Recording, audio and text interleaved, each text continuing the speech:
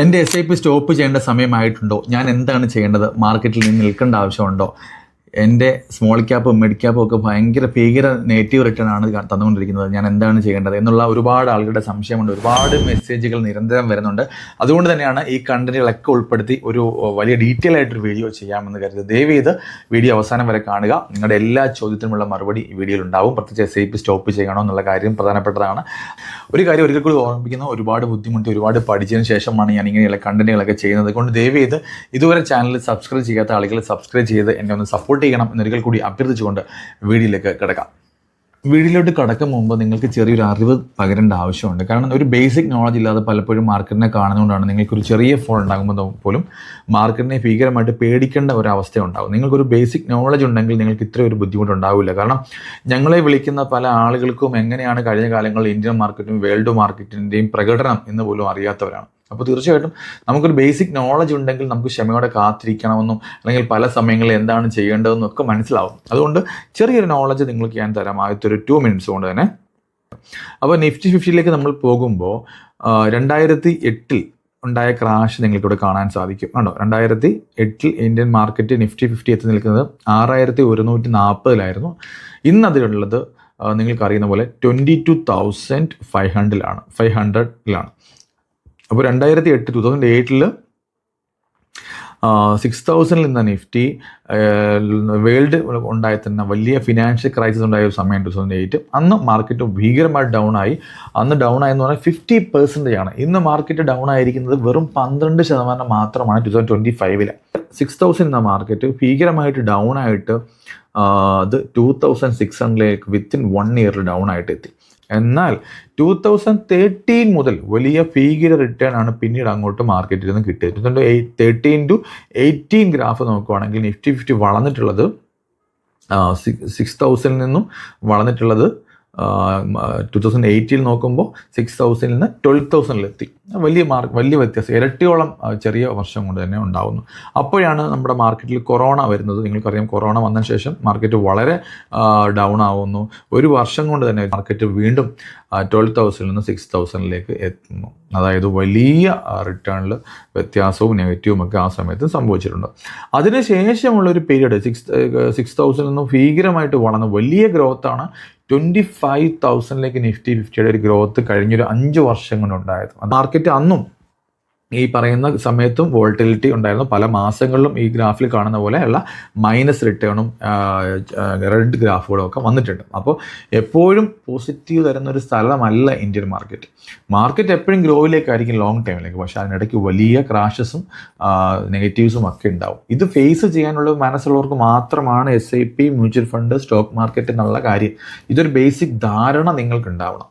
ഇതില്ലാതെ ആരെങ്കിലും പറഞ്ഞ അടിസ്ഥാനത്തിൽ 12% 15% എപ്പോഴും കിട്ടുന്ന ഒരു സ്ഥലമാണെന്ന് വിചാരിച്ചിട്ട് ഇങ്ങോട്ട് വന്നിട്ട് നിങ്ങളിത് കാണുമ്പോൾ നിങ്ങൾക്ക് സ്വാഭാവികമായിട്ടും വലിയ സങ്കടവും വിഷമവും ഉണ്ടാവും. അതുകൊണ്ട് ഈ ഒരു കാര്യം മനസ്സിലാക്കി, ഞാൻ ഇപ്പോൾ പറഞ്ഞ ഈ കണ്ടന്റ് ദയവ് ചെയ്ത് മനസ്സിലാക്കി വെക്കുക. ഇത് മനസ്സിലാക്കിയില്ലെങ്കിൽ നിങ്ങൾക്ക് ഇവിടെ നിൽക്കാൻ സാധിക്കില്ല. നിങ്ങൾ സ്റ്റാർട്ട് ചെയ്തിട്ട് നിങ്ങൾക്ക് സ്റ്റോപ്പ് ചെയ്ത് പോകേണ്ടിയിട്ടുള്ള അവസ്ഥ ഉണ്ടാവും. അപ്പോൾ നമുക്ക് ഇനിയും വീഡിയോയുടെ മറ്റ് കണ്ടന്റിലേക്ക് പോകാം. ഇത് നിങ്ങൾക്ക് മനസ്സിലായെന്ന് ഞാൻ വിചാരിക്കുന്നു. രണ്ടാമത്തെ കാര്യം, ഇപ്പോൾ എല്ലാവരും പറഞ്ഞ എന്താണ്, SIP ഞാൻ സ്റ്റാർട്ട് ചെയ്തു, ഞാൻ ഡിസിപ്ലിനോടൊക്കെ നിക്ഷേപം ആരംഭിക്കണം എല്ലാവരും പറഞ്ഞ അടിസ്ഥാനം തുടങ്ങി. പക്ഷേ ഞാൻ പ്രതീക്ഷിക്കുന്ന ഒരു വലിയ റിട്ടേൺ ഒന്നും എനിക്ക് കിട്ടുന്നില്ല. ഞാൻ എന്താണ് ചെയ്യേണ്ടതെന്ന് പറയുമ്പോൾ അതിനുള്ള ഉത്തരം ഞാൻ മുമ്പ് പറഞ്ഞിട്ടുണ്ട്. ഈ ഒരു ലോങ് ടൈമിലേക്ക് മാർക്കറ്റ് എന്ന റിട്ടേൺ നിങ്ങൾ കണ്ടതാണ്. അപ്പോൾ ആ ഒരു ഫിഗർ റിട്ടേൺ, ഒരു ഹ്യൂജ് റിട്ടേൺ ഒക്കെ വേണമെങ്കിൽ തീർച്ചയായിട്ടും നിങ്ങൾക്ക് ക്ഷമ വേണം, ക്ഷമയോടെ കാത്തിരിക്കണം. പക്ഷേ നിങ്ങൾ ഇനിയും നിങ്ങൾക്ക് ക്ഷമയില്ല, നിങ്ങളെല്ലാം ഒരു വിത്ത് വിതച്ചിട്ട് നിങ്ങൾ എല്ലാ ദിവസവും മണ്ണ് മാന്തി നോക്കാൻ ആൾക്കാരാണെങ്കിൽ തീർച്ചയായിട്ടും നിങ്ങൾക്ക് പറ്റുന്ന ഇടമല്ല SIP. ഇതൊരു ലോങ് ടൈം ജേണിയാണ്, ഒരു തപസ്യയാണ്. ക്ഷമ വേണം. ഒരു മെഡിറ്റേഷനൊക്കെ എടുത്ത് വളരെ ക്ഷമയോടെ ഇരിക്കുന്ന ഒരാളിനെ പോലെ നിങ്ങൾ ക്ഷമയോടെ മാർക്കറ്റിനെ നോക്കി കാണണം. എന്നാൽ മാത്രമേ നിങ്ങൾക്ക് ഇവിടുന്ന് ഗ്രോത്ത് ഉണ്ടാക്കാൻ സാധിക്കും. ഞാൻ എൻ്റെ ഫണ്ടുകളൊക്കെ മാറ്റേണ്ട ആവശ്യമുണ്ടോ? സ്മോൾ ക്യാപ്പിലാണ് എൻ്റെ കൂടുതൽ ഇൻവെസ്റ്റ്മെൻറ്റ് എന്ന് പറയുന്ന ആളുകൾ ഒരുപാടാണ്, അല്ലെങ്കിൽ മിഡ് ക്യാപ്പിലാണ് എൻ്റെ കൂടുതൽ ഇൻവെസ്റ്റ്മെൻറ്റ് എന്ന് പറയുന്ന ആൾക്കാർ ഒരുപാടാണ്. അപ്പോൾ അങ്ങനെയുള്ളവരോട് എനിക്ക് പറയാനുള്ളത്, തീർച്ചയായിട്ടും നിങ്ങൾ ഒന്നുകൂടി നോക്കുക. നിങ്ങളുടെ ഗോൾ ഉണ്ടാവണം, പോർട്ട്ഫോളിയോ ഉണ്ടാവണം. ഇതൊക്കെ അനുസരിച്ച് മാത്രമേ ഇൻവെസ്റ്റ്മെൻറ്റ് സ്റ്റാർട്ട് ചെയ്യാൻ പാടുള്ളൂ.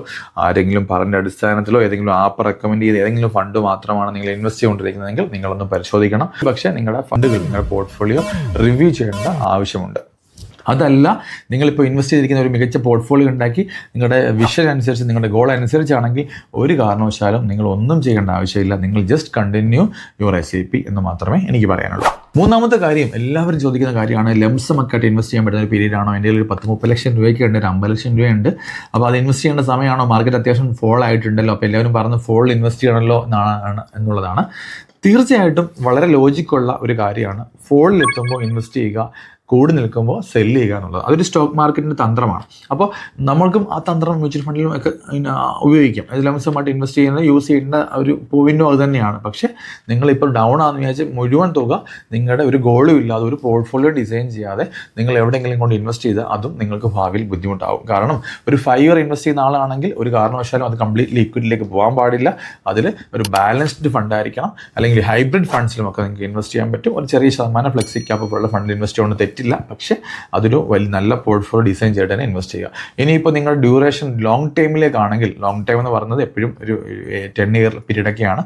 ആ ടൈമിലേക്കാണെങ്കിൽ, എബോട്ട് 10 ഇയർ ആണെങ്കിൽ മാത്രം നിങ്ങൾക്ക് ഇതിൽ സ്മോൾ ക്യാപ്പും മിഡ് ക്യാപ്പും ഒക്കെ ആഡ് ചെയ്തൊരു പോർട്ട്ഫോളിയോ ഡിസൈൻ ചെയ്യാം. അതല്ല, നിങ്ങളൊരു ഷോർട്ട് ടൈം ഇൻവെസ്റ്റർ ആണ്, ഒരു 1-2 ഇയർ ആണെങ്കിൽ തീർച്ചയായിട്ടും നിങ്ങൾക്ക് പറ്റുന്ന ഫണ്ട് ലിക്വിഡും ബോൺസും ഒക്കെ മാത്രമാണ്.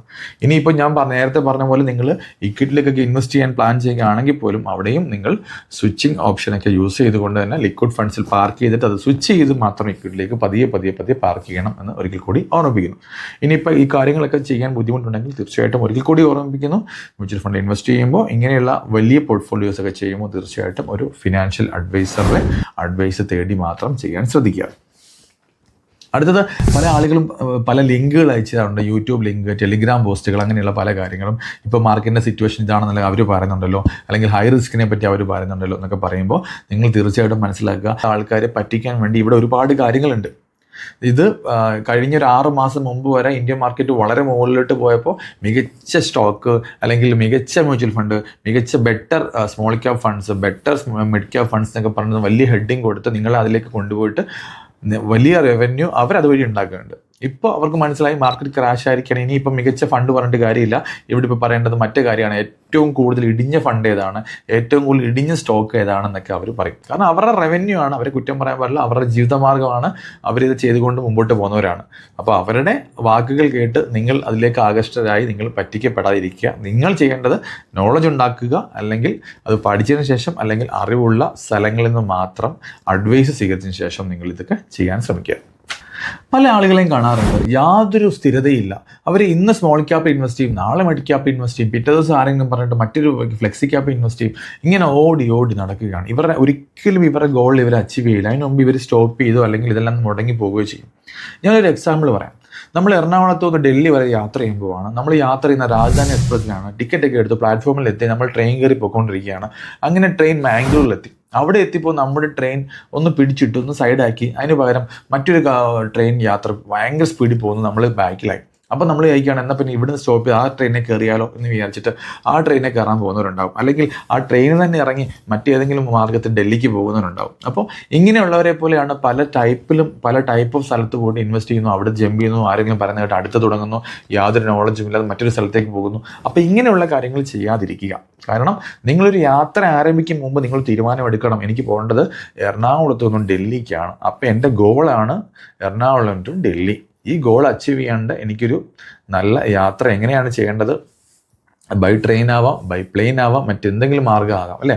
അതേപോലെ തന്നെ നല്ലൊരു പോർട്ട്ഫോളിയോ നിങ്ങൾക്ക് ഉണ്ടാവണം. ആ പോർട്ട്ഫോളിയോ നിങ്ങൾ ഡിസൈൻ ചെയ്തു, നിങ്ങൾ അതിലെടുത്തെങ്കിൽ നിങ്ങളത് കണ്ടിന്യൂ ചെയ്ത് മുമ്പോട്ട് പോകാം. ഇതിനിടയ്ക്ക് പലതും ഇതുപോലെ തന്നെ നമ്മളെ ഡൈവേർട്ട് ചെയ്യാൻ വേണ്ടി എത്തും. അങ്ങനെയുള്ള സ്ഥലങ്ങളിലേക്ക് പോകാതിരിക്കുക. ഇനിയും അങ്ങനെ പോയിട്ടുള്ളവരോടൊക്കെ, അല്ലെങ്കിൽ അങ്ങനെയുള്ള മൈൻഡ് സെറ്റ് ഉള്ളവർ കഴിഞ്ഞ കാലങ്ങളിൽ ചെയ്ത തെറ്റുകൾ ഞാനൊന്ന് ചൂണ്ടിക്കാട്ടി നിങ്ങളെ മനസ്സിലാക്കി തരാൻ കൂടി ഞാൻ അവസരം ഉപയോഗിക്കുകയാണ്.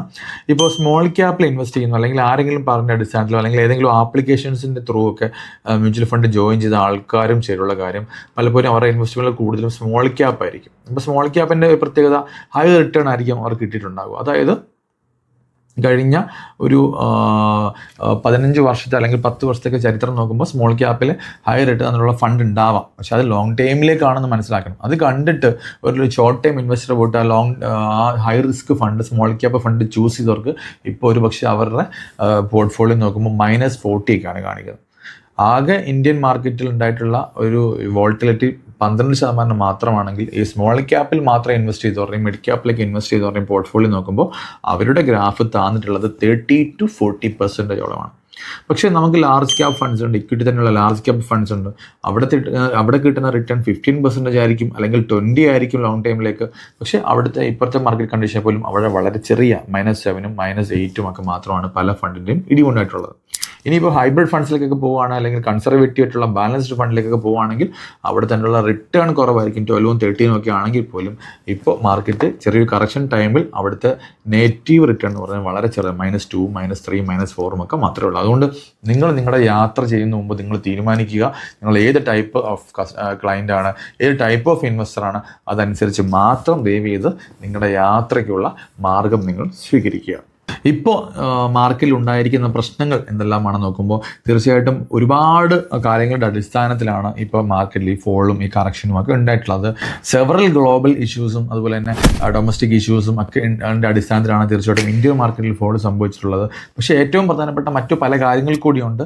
അത് ഏറ്റവും പ്രധാനം US പ്രസിഡന്റ് ട്രംപ് നടത്തിക്കൊണ്ടിരുന്ന പല ഫിനാൻഷ്യൽ അനൗൺസ്മെൻറ്റുകളാണ്. ഓരോ ദിവസവും അദ്ദേഹത്തിൻ്റെ ഭാഗത്തുനിന്ന് പല അനൗൺസ്മെൻറ്റ് വരുന്നു. ഇത് ഫോറിൻ ഇൻവെസ്റ്റേഴ്സിനെ വല്ലാതെ അങ്ങോട്ട് ആകർഷിക്കപ്പെടും US-ലേക്ക് ഇൻവെസ്റ്റ്മെൻറ്റ് ചെയ്യാൻ. അപ്പോൾ എന്താ അവർ ഇന്ത്യയിൽ നിന്നുള്ള നിക്ഷേപം പിൻവലിച്ചിട്ട് US-ലേക്ക് നിക്ഷേപിക്കുന്നു. അങ്ങനെയുള്ള ഒരു പ്രശ്നം അവിടെയുണ്ട്. പിന്നെ ക്രൂഡ് ഓയിലിൻ്റെ വില വളരെ കൂടുതലുണ്ട്. ഇന്ത്യയുടെ GDP റേറ്റ് കുറഞ്ഞിട്ടുണ്ട്, 7% ആയിരുന്നു, അത് താഴേക്ക് പോയിട്ടുണ്ട്. അതേപോലെ തന്നെ പല രാജ്യങ്ങളുമായിട്ട് നിൽക്കുന്ന യുദ്ധങ്ങൾ ഇപ്പോൾ നിലനിൽക്കുകയാണ്. അങ്ങനെ പല കാര്യങ്ങളുടെയും അടിസ്ഥാനത്തിലാണ് ഇപ്പോൾ ഉള്ള മാർക്കറ്റ് കറക്ഷൻസ്. നമ്മൾ സ്റ്റഡീസിൽ നിന്നും പറഞ്ഞ കാര്യമാണ് കേട്ടോ. അപ്പോൾ തീർച്ചയായിട്ടും ഇത് എപ്പോഴാണ് മാറുക എന്ന് ചോദിക്കുക, ആർക്കും പ്രവചിക്കാൻ സാധിക്കില്ല. അത് എന്തായാലും ലോങ് ടൈമിലേക്ക് അത് തിരിച്ചു കയറും. പക്ഷേ അത് എപ്പോഴാണ് കയറുക, എങ്ങനെയാണ് കയറുക എന്ന് നമുക്ക് പ്രവചിക്കാൻ പറ്റില്ല. നമ്മൾ ചെയ്യേണ്ട കാര്യം, നമ്മൾ ചെയ്തുകൊണ്ടിരിക്കുന്ന പ്രോസസ്സ് ഗോൾ അനുസരിച്ചുള്ള പോർട്ട്ഫോളിയോ ഉണ്ടെങ്കിൽ അത് കണ്ടിന്യൂ ചെയ്തു പോകുക എന്നുള്ളത് മാത്രമാണ്. ഇനിയിപ്പോൾ ഗോൾ അനുസരിച്ചല്ല നിങ്ങളുടെ പോർട്ട്ഫോളിയോ, തീർച്ചയായിട്ടും നിങ്ങളൊന്ന് ചിന്തിക്കുക. റിവ്യൂ ചെയ്യേണ്ടവരാണെങ്കിൽ റിവ്യൂ ചെയ്യുക, എക്സിറ്റ് ചെയ്യേണ്ടവരാണെങ്കിൽ ആ പോർട്ട്ഫോളിയോ മനസ്സിലാക്കിയതിന് ശേഷം നിങ്ങളുടെ പോർട്ട്ഫോളിയോ മോശമാണ്, ഇത് ലോങ് ടൈം പോർട്ട്ഫോളിയോ ആണ്, നിങ്ങളൊരു ഷോർട്ട് ടൈമിലാണ് ഇൻവെസ്റ്റ് ചെയ്യാൻ ആഗ്രഹിച്ചതെങ്കിൽ, ഇതെല്ലാം മിക്സായി കിടക്കുകയാണെങ്കിൽ തീർച്ചയായിട്ടും നിങ്ങൾ ഒരു പക്ഷേ എക്സിറ്റ് ചെയ്യേണ്ടതായിട്ടും വന്നേക്കാം. അപ്പോൾ നേരത്തെ പറഞ്ഞ പോലെ തന്നെ ആരൊക്കെയാണ് SIP സ്റ്റോപ്പ് ചെയ്യേണ്ടതെന്ന് പറഞ്ഞാൽ ഞാൻ ഇപ്പോൾ പറഞ്ഞ പോയിന്റുള്ളവർ തീർച്ചയായിട്ടും SIP സ്റ്റോപ്പ് ചെയ്യേണ്ടവരാണ്. അതായത് മാർക്കറ്റ് അറിയാതെ, ഗോളില്ലാതെ, പോർട്ട്ഫോളിയോ ഇല്ലാതെ ഏതെങ്കിലുമൊക്കെ ആപ്ലിക്കേഷൻസിൽ ആരെങ്കിലുമൊക്കെ പറഞ്ഞ ഡിസ്കൗണ്ടിലാണ് നിങ്ങളുടെ ഇൻവെസ്റ്റ്മെൻറ്റ്, അതും പ്രത്യേകിച്ച് ഒരു ഷോർട്ട് ടൈം ഇൻവെസ്റ്ററാണ്, അതിൻ്റെ കൂടിയ പങ്കും നിങ്ങൾ സ്മോൾ ക്യാപ്പിൽ മിഡ് ക്യാപ്പിലുമാണ് ഇൻവെസ്റ്റ് ചെയ്തിരിക്കുന്നതെങ്കിൽ ഒരു പക്ഷേ നിങ്ങൾ എക്സിറ്റ് ചെയ്യുന്നതായിരിക്കും ഏറ്റവും ബുദ്ധിപരമായ തീരുമാനം. അതുകൊണ്ട് തീർച്ചയായിട്ടും അങ്ങനെയുള്ളവർ എക്സിറ്റ് ചെയ്യുക. അല്ലാതെ ഒരു മികച്ച പോർട്ട്ഫോളിയോ ഒക്കെ ഡിസൈൻ ചെയ്ത് മുമ്പോട്ട് പോയവർ ദയവ് ചെയ്ത് നിങ്ങളുടെ കണ്ടിന്യൂ ചെയ്ത് മുമ്പോട്ട് പോവുക. SIP കണ്ടിന്യൂ ചെയ്യുക. ലോങ് ടൈമിലേക്ക് എന്തായാലും വലിയ ഗ്രോത്ത് നിങ്ങൾക്ക് ഉണ്ടാകും. ഈ സമയം എഡിൽവസ് മ്യൂച്വൽ ഫണ്ട് കമ്പനിയുടെ CEOയും മാനേജിംഗ് ഡയറക്ടറുമായിട്ടുള്ള രാധിക ഗുപ്ത മാഡം പറഞ്ഞ ഒരു കോട്ടുണ്ട്. There is a natural temptation to panic and take action during tough market times but that may not be good for your portfolio. ഈ വീഡിയോയുടെ കണ്ടന്റ് ഇത് തന്നെയായിരുന്നു. SIP സ്റ്റോപ്പ് ചെയ്യേണ്ടവരുണ്ട്, SIP സ്റ്റോപ്പ് ചെയ്യേണ്ടാത്തവരുണ്ട്. അത് ആരാണെന്ന് നിങ്ങൾക്ക് തന്നെ മനസ്സിലായിട്ടുണ്ടാവും. അതുകൊണ്ട് അത് മനസ്സിലാക്കി പെരുമാറുക. വീഡിയോയുടെ താഴെ നിങ്ങളുടെ വിലയേറിയ അഭിപ്രായം രേഖപ്പെടുത്തുക. മ്യൂച്വൽ ഫണ്ടിൽ ഇൻവെസ്റ്റ് ചെയ്യാൻ താല്പര്യമുള്ളവർക്കും മ്യൂച്വൽ ഫണ്ടിനെ പറ്റി അറിയാൻ താല്പര്യമുള്ളവർക്കും ഈ വീഡിയോ എത്തിച്ചു കൊടുക്കുക എന്നുകൂടി റിക്വസ്റ്റ് ചെയ്തുകൊണ്ട് ഞാൻ നിർത്തുന്നു. നന്ദി, നമസ്കാരം.